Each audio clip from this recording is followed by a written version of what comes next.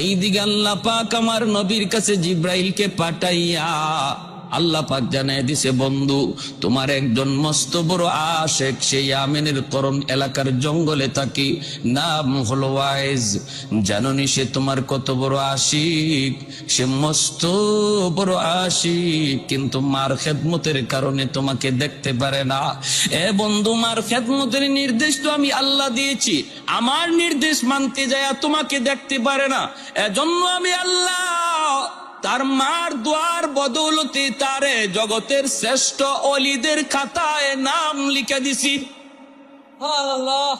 তার মা হাত উঠায় কইছে, মালিক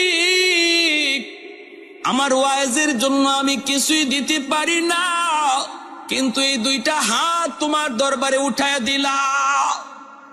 আল্লাহ আমার ওয়াইজকে তুমি শুধু অলি বানাইলে আমি খুশি না গো মালিক, জগতের অলিদের সর্দার তুমি বানায় দিও।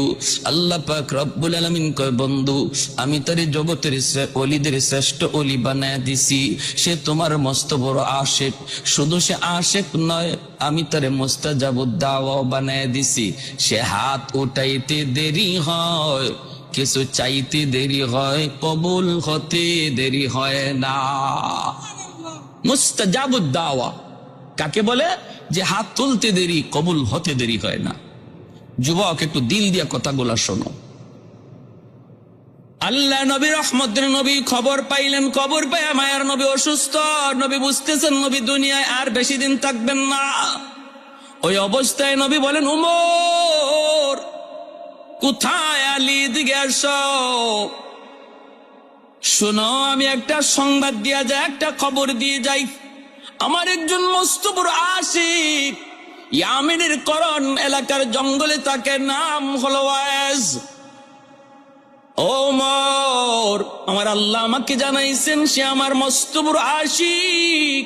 শুধু আশিক না, আল্লাহ তারে ওলি বানাইয়া মুস্তাজাবুদ দাওয়া বানায় দিছে। এ ওমর, আমার ইন্তেকালের পর আমার পরনের জুব্বাটা আমি তাকে হাদিয়া দিলাম, হাদিয়া। আমার ইন্তেকালের পর এই জুব্বাটা নিয়ে তুমি তার সন্ধানে বের হবা, ইয়ামেনের করণ এলাকার জঙ্গলে যায় তুমি তারে তালাশ করবা। তালাশ কইরা আমার পরনের এই জুব্বাটা তুমি তারে দিয়ে দিবা। জানোনি এত বড় মাকাম, এত বড় মর্যাদা সে কেমনে লাভ করেছে? শুধু মাত্র মার দোয়ার বদৌলতে। হযরত ওমর কয়, নবী গো চিনব কেমন করে? আল্লাহ নবী কয়, তার চেহারাটা এমন, তার বডিটা এমন, তার চুলটা এমন, তার হাত